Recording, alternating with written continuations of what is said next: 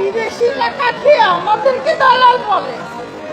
কে বলতে শুনেছেন যে নিজেরা বিদেশের সাথে টাকা খেয়ে দালালি করে আমাদেরকে দালাল বলে? এই মহিলার কথাগুলো। উনার নাম হচ্ছে রত্না আপা। উনার স্বামী আছে কিনা নাই জানি না। তবে তিনি হিন্দু না মুসলিম সেটাও বুঝি না। তার বেশ-পোশাক বা লেবাস দেখে কখনো হিন্দু মনে হয়, কখনো মুসলিম মনে হয়। সেটা কোনো বিষয় না। তিনি যেহেতু শিল্পী মানুষ, নিজেকে পরিচয় দেন উদীচীর একটি উদীচী গোষ্ঠীর শিল্পী। কবিতা আবৃত্তি, গান বিভিন্ন সময় আমরা দেখি খেলার মাঠ নিয়ে তিনি উত্তেজিত থাকেন সরকারের শেখ হাসিনার সময়। এখন কিন্তু আর খেলার মাঠ চায় না উনি। খেলার মাঠ চাইতেন তখন শেখ হাসিনা কিন্তু খেলার মাঠ দিয়ে দিয়েছেন। কোন রকমে উনার ছেলেটাকে কেন উনি আর উনার ছেলে মিলে খুব উত্তেজিত বা উগ্র ভাষায় কিন্তু পুলিশের সাথে খারাপ আচরণ করতেন। খেলার মাঠে পুলিশ গেলেই মানে সরকারি জায়গা সেখানে তারা বাধা দিতেন এবং তাদের সঙ্গে উচ্চবাচ্য কথা বলতেন। এগুলো করে তিনি ভাইরাল হন এবং উনার ছেলেকে কয়েক ঘন্টার জন্য জেলে নেওয়ার কারণে উনি শেখ হাসিনার বিরুদ্ধে উদীচী গ্রুপ নিয়ে রাস্তায় কিন্তু উনাকে যে পরবর্তী সময় খেলার মাঠটা উপহার হিসেবে দিয়েছেন মানে পুরো কলাবাগানবাসীর জন্য সেটা তার কৃতজ্ঞতা বোধে লাগে নাই। কিন্তু উনার ছেলেকে ২-১ ঘন্টা কেন রাখলো? কারণ পুলিশের প্রশাসনের সাথে বেয়াদবি করেছিলেন উনি নিজে এবং উনার সন্তানসহ। সেটা নিয়ে উনার খুব কষ্ট অনেক ভাইরাল হয়েছে। উনার অনেক ইন্টারভিউ, অনেক আলোচনা সমালোচনা, অনেক মুখরোচক হয়েছেন তিনি। সেটা হচ্ছে একটা পরিকল্পিত অংশ ছিল সেটা পরবর্তী সময়ে আমরা বুঝতে পেরেছি এবং এই ইউনূস সরকার ক্ষমতায় আসার পরে উনাকে উনার আইডিতে আপনারা সেলফিতে খুঁজে পাবেন। উনি রিজওয়ানা চৌধুরীর বান্ধবী এবং উনাকে নিয়ে একটা পোস্ট দিয়েছিলেন যে, এই রিজওয়ানা চৌধুরী উনার পাশে না থাকলে উনি খেলার মাঠ সরকারের কাছ থেকে আদায় করতে পারতেন না। খেলার মাঠের যে আ বিভিন্ন জায়গায় উনি আন্দোলন করতেন সেটার অনুপ্রেরণা দিতেন এই রিজওয়ানা চৌধুরী। তার মানে পরিকল্পিতভাবেই এই উদীচী গোষ্ঠীকে তৈরি করা হয়েছিল যেন শেখ হাসিনা সরকারের সময় তারা বিভিন্ন খুঁটিনাটি বিষয় নিয়ে সারাদিন শাহবাগ দখল করে রাখবে। আর প্রতিদিন কোনো না কোনো ব্যানার নিয়ে দাঁড়ায় যাবে। এগুলাই করত উনারা। তো আ এই রত্না আপাকে দেখলাম উনার উদীচী গোষ্ঠীর সাথে হঠাৎ করে উনি শাহবাগে ডাক-ঢোল, হাঁড়ি-পাতিল পিটাচ্ছেন, শেখ হাসিনা পদত্যাগ চান। উনারা খুব আবেগপ্রবণ হয়ে গেছে জঙ্গিদের নাশকতা দেখে। সেটা শেখ হাসিনার দোষ। পরবর্তী সময়ে শেখ হাসিনাকে নিয়ে আ বিভিন্ন সময় তিনি পোস্ট করতেন খুব হাস্যরস করে এবং অপমানজনক পোস্ট করতেন। তার পরবর্তী সময় যখন জামাতের লোকজন খুব বেশি নারী বিদ্বেষী প্রকাশ করছেন, শিল্পীদের বিরুদ্ধে আক্রমণ করছেন, মাজারে আক্রমণ করছেন, তখন উনার চোখ খুলল। হায়, হায়! এটা কি হলো? কার হাতে দেশ তুলে দিলাম? কিন্তু এর মধ্যে গোপন সূত্রে খবর পেলাম, উনার খুব আশেপাশের মানুষ আমাকে জানিয়েছে যে এই রত্না আপা ৫ই আগস্টের পর ৫ই আগস্টের পূর্বে যেমন ছিলেন, ৫ই আগস্টের পর তেমন ছিলেন না। তার অনেক পরিবর্তন হয়েছে। তাদের লাইফস্টাইল পরিবর্তন হয়েছে। তাদের ছেলেমেয়ের জীবনযাপন পরিবর্তন হয়েছে। উনার জীবনযাপন পরিবর্তন হয়েছে এবং উনার আ পুরো চেঞ্জ এসে গেছে। এটা একটা বড় ধরনের অর্থ হাতে না আসলে এই ধরনের চেঞ্জ আসে না সচরাচর। তারপরে উদীচী নিয়ে আমার মনের ভিতরে একটা নেগেটিভ ধারণা তৈরি হলো যে আসলে তারা নিজেদেরকে প্রগতিশীল দাবি করলেও, শিল্পী দাবি করলেও তারা মূলত সেই চরমপন্থীদের পন্থাই অবলম্বন করে থাকে।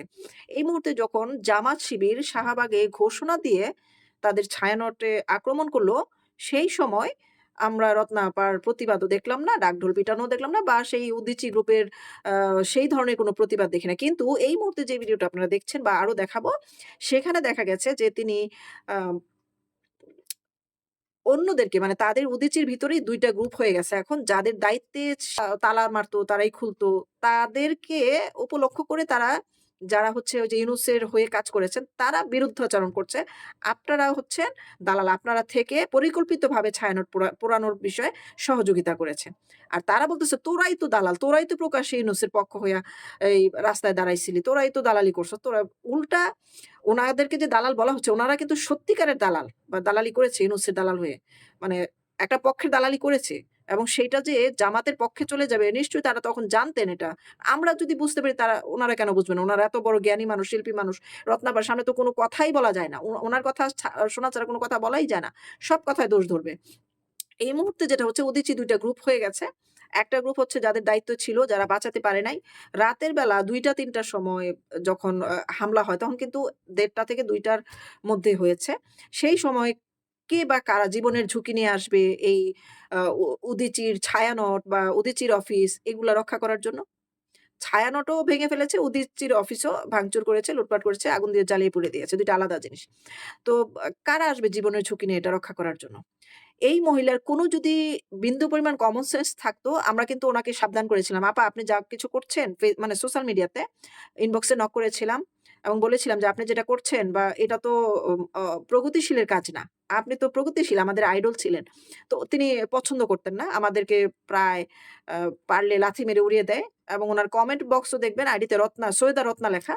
উনি উনার কমেন্ট বক্সও কিন্তু বন্ধ করে রেখেছে যেন কেউ কিছু বলতে না পারে। এবং উনার সাথে যারা সম্পর্কিত ছিল, উনার মুখোশ চিনে নাই, তারাও কিন্তু উনার সাথে সম্পর্কের দূরত্ব সৃষ্টি করে উনার এই আচরণের কারণে, এই যে মৌলবাদী আচরণের কারণে। এই মুহূর্তে উনি কি করছেন? উনাদের এই উদীচীরই আরেকটা গ্রুপকে উনি অসম্মান করে উনার আরো যে মহিলাগুলা আছে উনার অনুসারী তাদেরকে লেলিয়ে দিচ্ছে। আরেকটা বিশৃঙ্খলা সৃষ্টি করছে।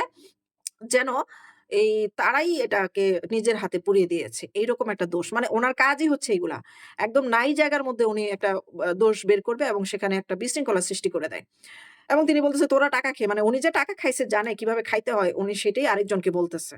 তো উনাকে অনেকদিন ধরে চিনি তো, এইজন্য আসলে বলতে পারতেছি এই কথাগুলা। উনার প্রতি একটা কষ্ট ছিল এবং এই দৃশ্য দেখার পর কষ্টটা আরো বেড়ে গেছে। উনার যে কমন সেন্স নাই, উনার যে জ্ঞানের অভাব, এটা পুরোপুরি প্রমাণ করলেন তিনি। এবং পরের ভিডিওতে আপনারা দেখবেন যে উনি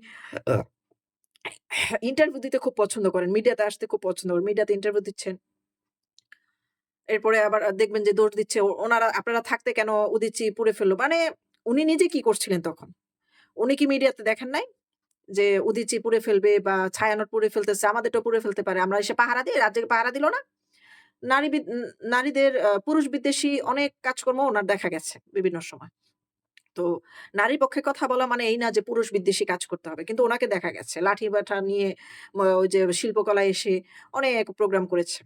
সেই মহিলা কত যে বহুরূপী মানে আচরণ করে, এই যে উনার একটা দাবি যে উনারা কেন রক্ষা করল না? এইটা উনি নিজে যদি ওই জায়গায় থাকতো, উনি কি আগুনের ভিতরে ঝাঁপ দিত? না উনি রক্ষা করত? উনি এই প্রশ্নগুলো আসলে এই উদীচীর একটা গোষ্ঠীকে দোষ না দিয়ে উনি তো ইউনূসের বাড়ির সামনে যেতে পারেন। যেভাবে আগে শিল্পকলায় এসে লাঠি নিয়ে আন্দোলন করতেন, বিভিন্ন গুরুত্বপূর্ণ জায়গায় দাঁড়িয়ে যেতেন রাস্তাঘাটে। এখন তিনি ইউনূসের বাড়ির সামনে কেন যান না? যমুনাতে কেন যান না? যমুনাতে গেলে তো উনাকে সাদর আপ্যায়ন করবে। উনি সমস্ত জায়গায় পেঁচ লাগানো একটা মহিলা। যত পারে পেঁচ গিলায়। আপনারা যারা খুব কাছে থেকে উনাকে চেনেন, যারা প্রগতিশীল আছেন তারা কিন্তু আমার সাথে একমত হবেন আমি আশা করি। তো উনার বিষয়ে এইগুলো বললাম এই কারণে, উনার থেকে সাবধান। উনার থেকে সাবধান। উনি খুব মানে বড় বিপদে ফেলে দেয়। বিপদ বিপদযুক্ত মহিলা। উনি শেখ হাসিনা সম্পর্কে এত বাজে পোস্ট করতেন, পরবর্তী সময়ে মনে হলো যে উনাকে আসলে করুণা করা যায় না। কারণ যেই দোষগুলি, যে অপরাধগুলো শেখ হাসিনা করে নাই, সেগুলো নিয়ে কেন তিনি ব্যক্তিগত আক্ষেপ থেকে উপহাস করবেন? আমি উনাকে বলেছিলাম, "আপনাকে যেই খেলার মাঠটা দিয়েছে, এটার দাম আছে কয়েকশো কোটি টাকা। আপনি তো কৃতজ্ঞতাও প্রকাশ করলেন না। আপনি উল্টা উনার পদত্যাগ মানে এক দফাতে চলে গেলেন। রাস্তায় ডাকঢোল, নাচ গান করলেন। তো এই দেশটা তো প্রগতিশীলদের হাতে যাবে না। যদি যেত তাহলে আমি উনার সাথে একমত থাকতাম। এটা তো পুরোপুরি মানে জঙ্গি গোষ্ঠীর হাতে চলে যাচ্ছে। পাকিস্তানপন্থী হয়ে যাবে। এটা আমরা বুঝলাম, উনি বুঝল না। এটা তো হতে পারে না। তবে ভবিষ্যতে ইন ফিউচার এ উনার বাংলাদেশে যদি উনি থাকে বা আমরা যদি বাংলাদেশে আসি বা বাংলাদেশটাকে আবার ফিরে পাই, তাহলে উনার সাথে দেখা হবে। শাহবাগের মোড়ে। এবং উনাকে সেই দিনের উত্তরটা আমরা দিতে চাই। যারা আমরা শেখ হাসিনাকে ভালোবাসি এবং উনার এই দুঃসময়ে যারা উনার বিরোধিতা করেছেন এবং যারা কোনদিন অনুতপ্ত হন নাই, তাদের জন্য আমরা আছি, আপ্যায়ন করব সময় মতো। ধন্যবাদ সবাইকে।